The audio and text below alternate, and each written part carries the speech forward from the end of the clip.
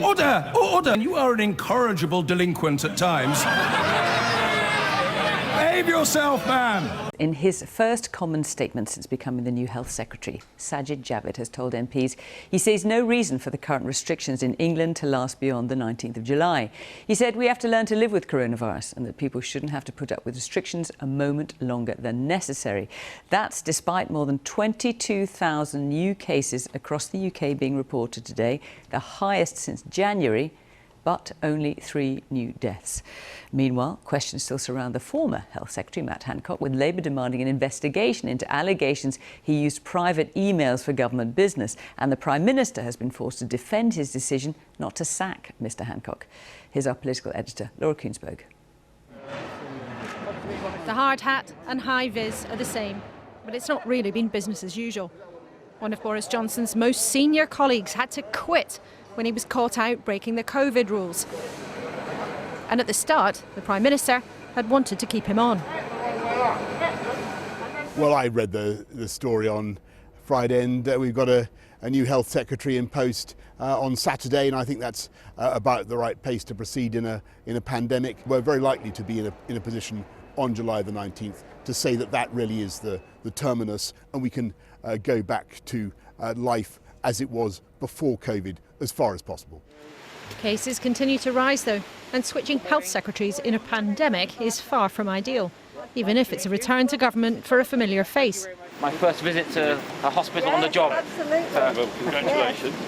Sajid Javid has already been the Home Secretary and the Chancellor. Hello. Now as Health Secretary, he's also giving heavy hints. The ministers are on course to lift the remaining restrictions in England in 3 weeks. Congratulations. Thank you so much. Nice to meet you. We see no reason to go beyond the 19th of July. Because, in truth, no date we choose comes with zero risk for COVID. For me, 19th July is not only the end of the line, but the start of an exciting new journey. But a new face doesn't mean everything about Mr Hancock's departure is ancient history. How was his aide, Gina Coladangelo, appointed to the board of the Department of Health? When did their relationship start? And did he sometimes do government work on a private email account? The opposition is pushing to know. I have right here the minutes of a departmental meeting in which senior civil servants report government contracts being approved from a minister's private email address. Can the minister now say from this dispatch box categorically and on the record that no minister or Prime Minister has used or does use private email for government business? Today, the government's been emphasising its optimism about being able to get rid of the remaining COVID rules in England on its planned date of July the 19th. But it's still grappling with the fallout of the behaviour of the man who argued for those rules here in the Commons. Matt Hancock might be gone from government, but his exit was messy. And a reminder too, for Downing Street, they can't and don't control all events. That was an unexpected treat. And the new Health Secretary won't either, with what's hoped to be the tail end of a pandemic and a groaning list of other tasks. That's what it's all about, especially looking after our children. The first photo call may well be the easiest day in the office he ever has. So, Laura, the new Health Secretary, Sajid Javid, sounding very confident in the Commons that restrictions will be lifted in England, on July the 19th. But how sure can he be of that? Well, Fiona, I think it's a tricky one. I mean, both Sajid Javid in his first outing in the job and the Prime Minister today were noticeably very cheerful about the possibility of lifting restrictions in 3 weeks' time. And more than the possibility, they made it sound as if it was actually something of a dead cert. But when it comes to the pandemic, when it comes to the government's handling of COVID and how cases shift up and down and the spread of the disease, I think that our viewers would be forgiven for wondering whether or not they should be quite so sure. We've learnt, haven't we, on so many occasions over the last year and a half that the government have had to change their plans at the last minute, whatever consequences, of course, that has then for people trying to plan their lives, trying to plan seeing relatives and holidays, trying, of course, to cope with the disruption that COVID has had for everybody. But the big difference now, of course, is the vaccination vaccination programme. And in Downing Street, they're hoping that in the next couple of weeks before that date, there'll be another 5 million jabs or so going into arms, trying as each day goes past to build this very solid defence. But you're right, after a very choppy few days, the government, I think today, had made a deliberate decision to get out there and pump out a hopeful message. But I think when it comes to COVID, never quite put something in ink. That date is not a cast guarantee. It's something that is very much still penciled in. However optimistic ministers want to sound, just as Boris Johnson wasn't in complete control of what happened to Matt Hancock, Downing Street is not in complete control of this pandemic either. Laura Kingsburg, thank you.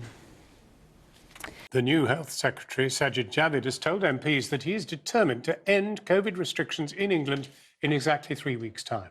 He said people needed their freedoms back as quickly as possible so that the country would have to learn to live with the disease. Mr. Javid became Health Secretary on Saturday night after Matt Hancock resigned following revelations that he broke COVID rules during an affair with his advisor. Boris Johnson is facing questions over why he didn't sack Mr. Hancock but waited for him to resign. Our political editor, Gary Gibbon, has this report. Normal life stirs as crowds gather for Wimbledon, with guests of honour in the special seats. Today, they include leaders who have developed the anti-COVID vaccines. As the applause rang out for Dame Sarah Gilbert and others who'd helped the COVID effort, the Prime Minister was confirming that the government will not be releasing the country from COVID rules at the earliest possible date next week, but was more confident about doing just that on the 19th of July. What I think we should do now is continue to take a cautious but irreversible approach and use the next 3.5 weeks or so to make sure that we get those another 5 million vaccinations into people's arms. The newly appointed Health Secretary, Sajid Javid, echoed the Prime Minister's words. He insisted COVID controls, when lifted, would not come back. Some experts think their language is reckless. No date we choose comes with zero risk for COVID. We know we cannot simply eliminate it. We have to learn to live with it. We also know that people and businesses need certainty, so we want every step to be irreversible. And make no mistake, Mr. Deputy Speaker, the restrictions on our freedoms, they must come to an end. The new Health Secretary has just said that the changes will be irreversible. Does that word make sense? No, but it's never made sense. But, you know, after the November lockdown, the Prime Minister said never again. Children were always going back to school in January until they didn't a day after they went back. They weren't going to stop the June 21st day, and then they delayed it. So, you know, I mean, I hate to say it, but I don't think it means that much. He can say what he likes, but the disease isn't listening. Sajid Javid said he'd pored over the numbers in his first day in the job yesterday and was very confident of his words.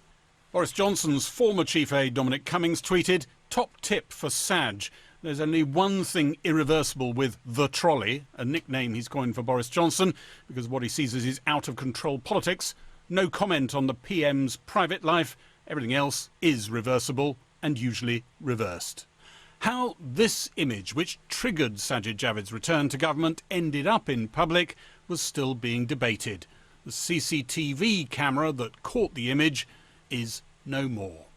I haven't disabled the camera that you're talking about, but it has been disabled by the department. I think for security, it's just common sense. I don't think, as a general rule, there should be cameras in the Secretary of State's office.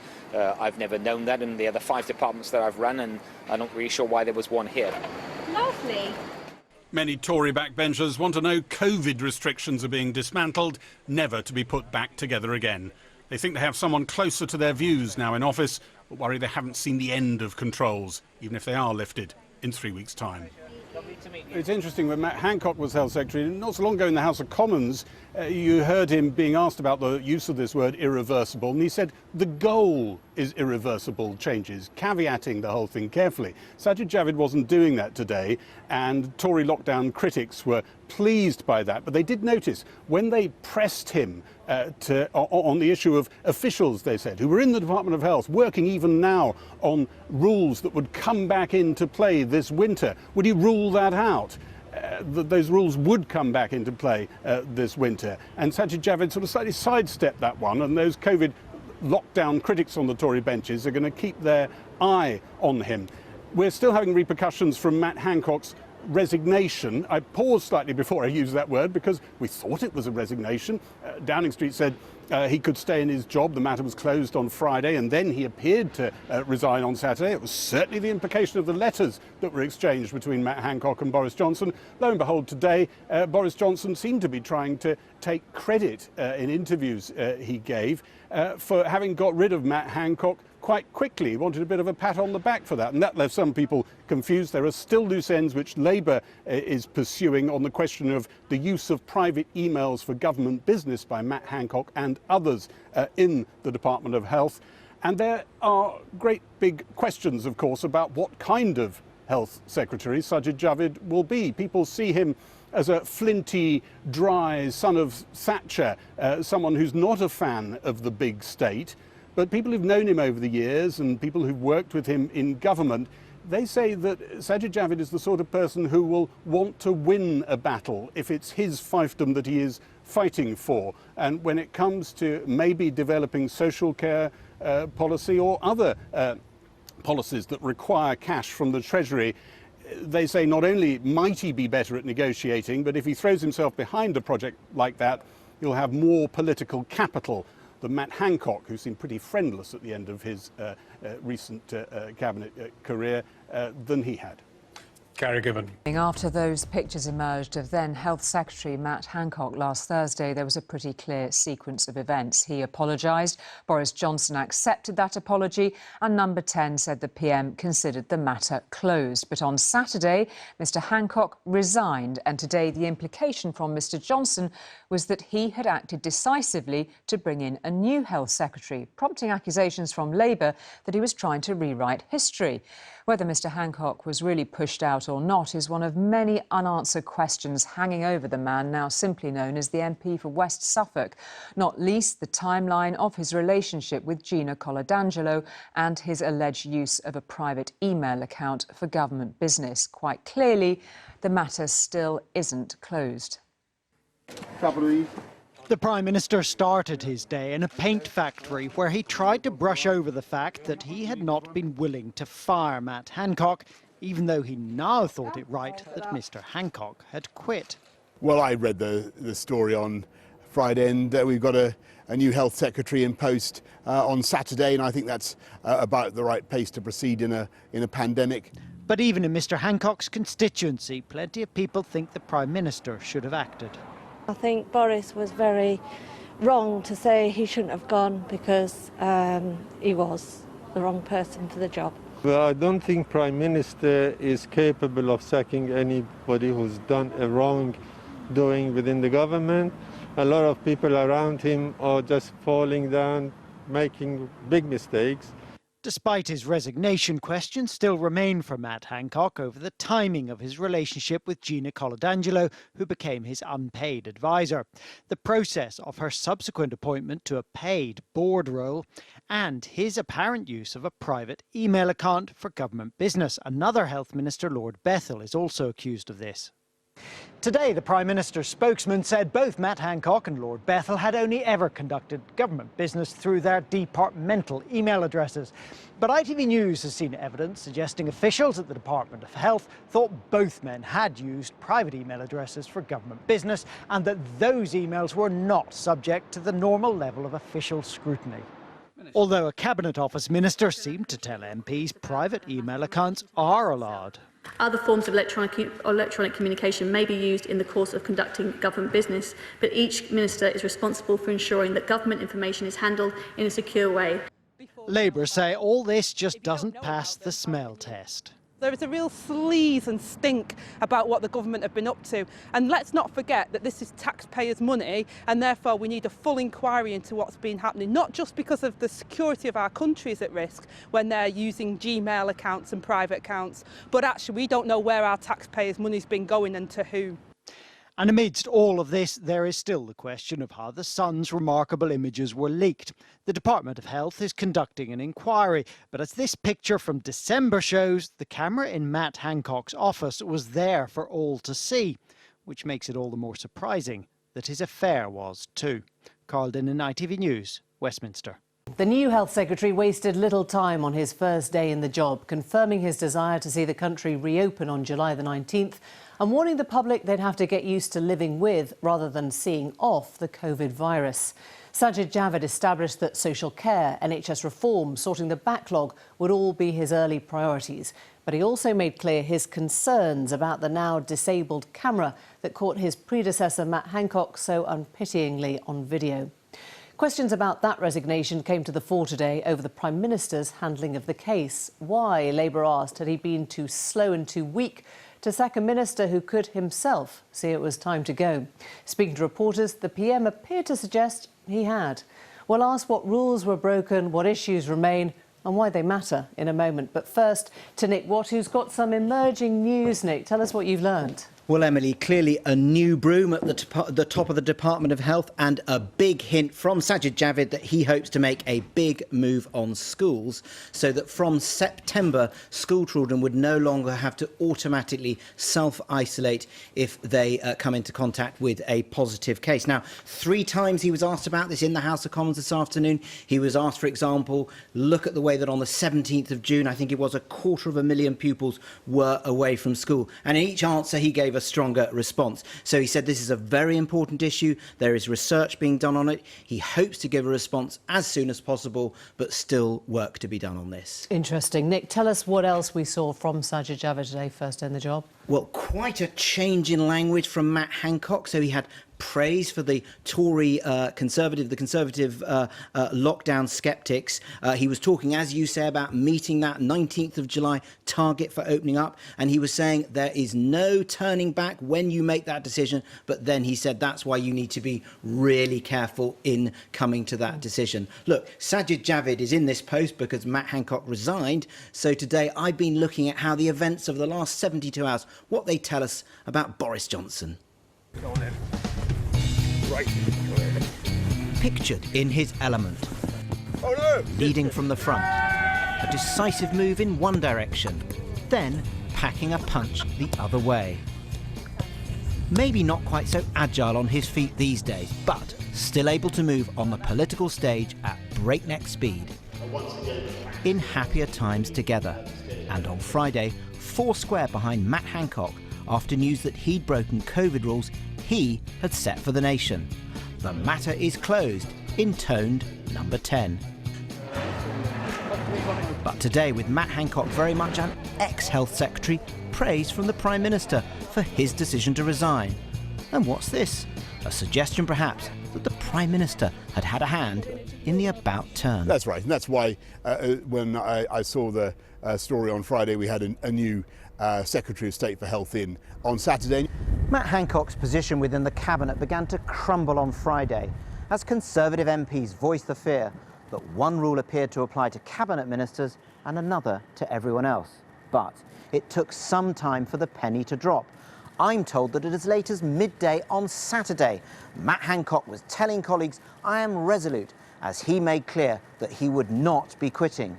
The message appears not to be getting through to Matt Hancock, one colleague complained. By early afternoon, he'd sniffed the wind and decided to go and informed the Prime Minister. All along, Boris Johnson had been telling colleagues, we do need to give Matt Hancock some space.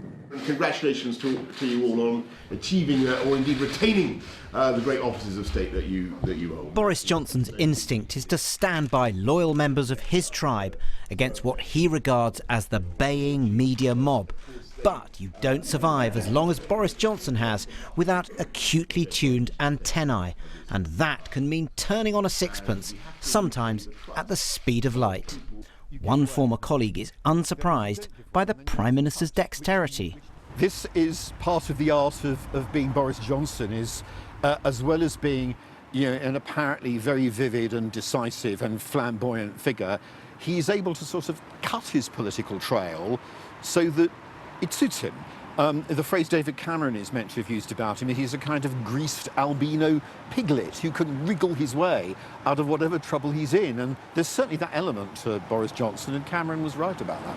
And that gets him out of a problem, but does it eventually store up problems? People think, what on earth do you It's a very believe? interesting question, and people for years have said, this is it. Boris Johnson's gone too far. He's finished. He's insulted the people of Liverpool or the people of Portsmouth, or he's told porkies about his private life or whatever, all of which are charges you can lay at him.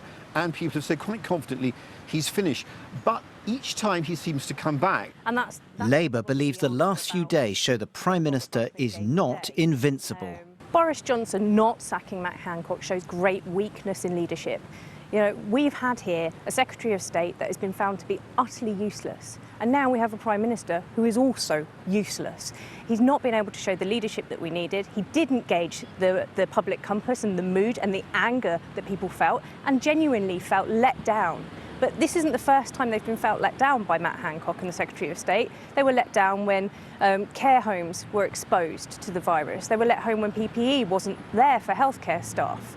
But on this occasion, Boris Johnson should have been decisive and should have sacked him, but it shows a lack of leadership that has been wanting throughout this last year.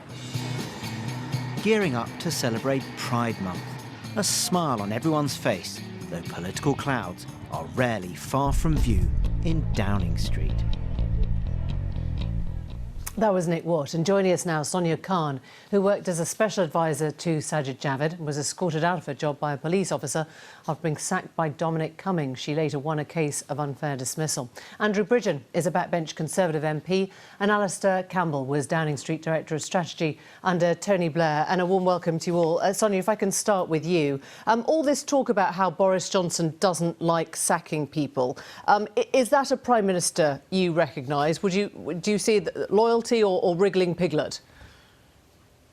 It's a good question, and I think the truth is I don't know. It's a question you'll have to ask him. My process wasn't a joyous one, so I can't imagine he enjoyed that. But I think what doesn't look good, though, is allowing a minister to resign and then saying they're sacked, because it just reduces public trust even further. And it suggests that his decision-making is entirely based on public perception of the situation. You know, the public wanted him to be sacked instead of resigned, and so he decided to spin the narrative. And I think that's what people hate the most, the sense that politicians are trying to pull the wool over their eyes. And it's not really something that's fine for now, because how do we know when to trust the Prime Minister? When is his sort of decision-making going to turn next? How do we know which sort of deadlines are final, which rules we need to follow? You were dispatched pretty brutally by his chief advisor, Dominic Cummings. Is that how he prefers things to be done? I mean, do you see it as, you know, there are sort of henchmen who take care of those things for him?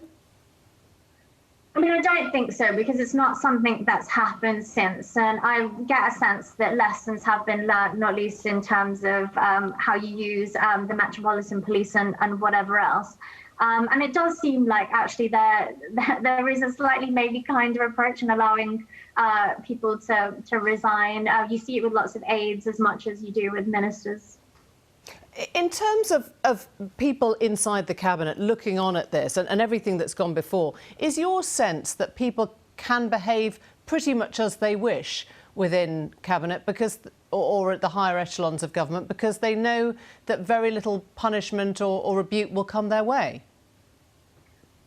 I mean, I spent 5 years in government, and I had always known it to be the opposite. There was such a focus on public perception. And actually, it was harder to get people to show the human side of them, whether in interviews or going out to, you know, meet the public. There was a sense of, you know, never getting things wrong. And that's why you get, you know, politicians who can't remember what football team they support, what biscuit they like when they do things. So actually, I've seen so many politicians, especially at cabinet level, be so controlled about their public image. So it's a real surprise for a situation like this to happen now, especially when it feels like we've spent years getting away from the sleaze that defined kind of the Johnson the Major era. Andrew Bridgen, can I pick up with you? Do you think that the Matt Hancock resignation has set a new precedent, or do you think after this it will return to sort of how things were? You know, we saw whether it was Priti Patel or Robert Jenrick or actually previously Matt Hancock on failing to declare a state in a family company that won an NHS contract, again a technical breach of the ministerial code. Will it just revert to what we have got used to? We all saw the graphics of it all. But I think, Emily, you've been around politics and I've been in politics long enough to know what really happens. So when the Matt Hancock story broke on Thursday night late, on Friday, the Prime Minister had two choices: sack him immediately or endorse him. There was no third way. And loyalty is normally seen as a virtue. But the Chief Whip would have been negligent in his job if in return for that endorsement on the Friday, he hadn't got Matt Hancock's undated resignation letter. If you look the way it unfolded, the moment Matt Hancock had to apologise for breaking his own rules, the game was up. He'd lost public confidence, and that was essential for the Health Secretary, any cabinet minister, and especially during a pandemic. And on the Saturday, Matt Hancock's letter of resignation appears. Only minutes later, the Prime Minister's well-typed out response, and 90 minutes after that, you've got Sajid Javid replacing him as Secretary of State for Health. I don't think those things happened in real time, Emily. I think it's naive to think they did. But why did the Prime Minister make that sort of awkward statement today, which made it sound like he thought he had sacked Matt Hancock? I mean, do you think he does think that? Well, if you look at the events as I've rolled them out to you, effectively, the game was up as soon as Matt Hancock lost public confidence. That's essential for any cabinet minister, and particularly for a health secretary during a pandemic. Well, Andrew, just explain this then. He just couldn't stand up in front of the but public why anymore. wouldn't the Prime Minister then show leadership? Why wouldn't you take that as an opportunity to say, I know everyone thinks that I don't like confrontation or I have a problem dealing with things. Why wouldn't you have shown leadership as the Prime Minister then? He did show leadership because for that endorsement on the Friday, he'd already got Matt Hancock's undated resignation letter. Alistair Campbell, it does seem that this should be a God's gift, really, to the opposition party. You've got old-fashioned sleaze, you've got a PM who appears to be dithering, you've got broken rules and by all accounts, a pretty furious public. And yet this has been entirely created by the Conservatives themselves. Well, I think, this discussion needs to sort of elevate itself a bit, Emily. I mean, honestly, we're talking here as though this is just sort of, he said this and did he sack him, didn't he sack him? There are really, really important principles at stake here. There are principles that are meant to govern public life, the Nolan principles. And I think Johnson fails on all of them. Honesty, openness, objectivity, selflessness, integrity, accountability, and leadership. Now, maybe he leads by example in that in breaking all those rules as regularly as he does, he gives permission to people like Priti Patel to break the ministerial code and get away with it, Michael Gove to break the law and say it doesn't matter, Hancock to do the same, Jenrick, as you say, to do the same. He's got a cabinet entirely dependent upon him for the patronage, and the entire cabinet entirely dependent on the fact that they had to commit themselves to Johnson's Brexit deal. And I think that what we're seeing in our public life now is what happens when somebody like Johnson, who I think both in his political and personal life is very much lacking any kind of moral compass, when they become Prime Minister on the back of a Brexit referendum, where he led the lies that won it, and now you're in this bizarre position where in this government, you will not get sacked for lying, you will not get sacked for cheating, you'll not get sacked for being useless at your job like most of them are, but you will get sacked if you tell the truth about what's happening in the country. Okay. We are a very, very crazy state. And by the way, France out of the world of the Euros. Thank you for that breaking news. I'll tell Nick Watt, he'll be back. Andrew Bridgen, will you respond to that? You're shaking your head. Well, I think Alice has got a very selective memory of the last Labour government. I thought we were going to talk about the health department. We've got a crisis in health due to the pandemic. 4.7 million people. He's talking about something bigger, isn't he? He's talking about impunity and propriety in public office. If you let me finish. 4.7 million people waiting for appointments in the NHS. The last time this happened was in 2007. We had the excuse of the pandemic. That's what's caused this problem in our health service. What was Labour's excuse in 2007 when the economy was booming just before their Great Recession in 2008? Can Alistair answer that question? You're losing the plot here. You're losing the plot. If you want to have an argument about how well your government has handled the pandemic, then we can have that. Do you agree with me that your government does not uphold standards that I listed there? Are they open, for example, about the COVID contracting? Are they transparent, for example, about some of these relationships that we're seeing that are now coming to the open? The pressure on the government. Is the Prime Minister somebody you trust to tell the truth, because the public don't? Well, the local elections tell a different story, Alistair, and we'll see in the Batley and Spen by-election on Thursday what the public think. We're not going to talk about Batley and Spen. Andrew, let me ask you something more general. We're not going to talk about Batley and Spen tonight, but what I do want to say is, if the public are voting for you, does that mean that no bad behaviour or no breaking of ministerial codes or no impropriety in public office matters? Is that basically where you stand? No, but it's all right me going up against Alistair. Alistair's got his viewpoint, I've got mine. Ultimately, we live in a democracy where we answer to the British public. I'm not sure that Alistair's government, the government he supported, always did. Let me bring you in, Sonia, on that point, because you did say that the Prime Minister seems to sort of want to please the public. I mean, fundamentally, I guess that has worked for him in the sense that he's in power and he's got a solid majority. Yeah, absolutely. And I think as we come out of lockdown, he's only going to play on this more. You know, he's someone who thrives when he's out and about, sort of meeting people. So it plays into that. Whereas we haven't really seen how Keir Starmer sort of does in those environments. He works far more effectively in something that's really, really controlled. But I did want to pick up on something that Alistair said that I think is a live risk for the government, which is, as these scandals keep happening, there won't be the cloak of COVID to provide forgiveness. I do think that there's a level of goodwill towards the government because COVID was a challenge like no other. I don't think any one country was perfect at managing it. But as soon as we're sort of back to business as usual, where is that goodwill going to exist? I mean, I assume there'll be a lot more sort of newspaper coverage. People will be engaged with it more. There'll be more space for proper discussion and scrutiny. So it is a very live challenge. Alistair, why is Keir Starmer so polite in this whole debate? Why isn't he as impassioned as your rant has just been? Maybe I can ask you, because it's been reported that Labour MPs are trying to get your Tony Blair back in the Commons. Can you categorically rule out that is hyperbole and that people are happy with Keir Starmer?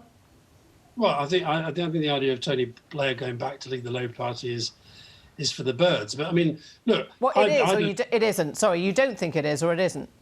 I think it's for the birds. And honestly, I really wish we could have this discussion, not just about the personalities involved. These are really serious principles. We have, as our Prime Minister, somebody who has an incredibly casual relationship with the truth. The BBC yet to play that Peter Stefanovic video, which had 25 million views, of a series of lies that he's told in the dispatch box. Now, that used to be a resigning offence.